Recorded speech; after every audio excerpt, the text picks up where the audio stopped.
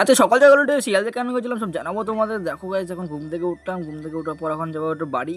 বাড়ি পেয়েছে, এখন একটু দাঁত টাত মেজে তোমাদের দেখাচ্ছি। দাঁত মাজার পরে এখন স্নানটা করে নিলাম, স্নানটা করে খুব ফ্রেশ লাগছে। 1 কিলো ভাব মারছে, চুলটা নিয়ে আসলে চুল নেই, টাক পড়ে গেছে। এখন কফিটা বানালাম, কেমন হয়েছে বলো। এই যে বাড়ির সামনে বেরোচ্ছি, কত বড় বড় বিল্ডিং, বাবা আম্বানির থেকে কম বড় না এরা।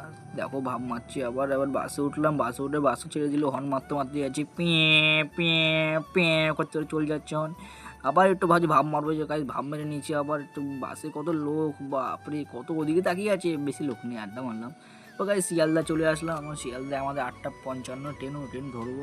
লোকজন দেখছি কত লোক আছে, বেশি লোক ছিল। তার ট্রেনে ওঠার পর ট্রেনেরও ছেড়ে দিয়েছে, ঝিকঝিক করে ছেড়ে দিল। তো গাই শান্তিপুর নেমে ক্লিপ নিতে ভুলে গেছিলাম, এর জন্য মামাকে বললাম বাইকটা নিয়ে আয়, বাইকে করে গাড়ি যাবো, সরি গাড়ি করে বাড়িতে চলে যাই।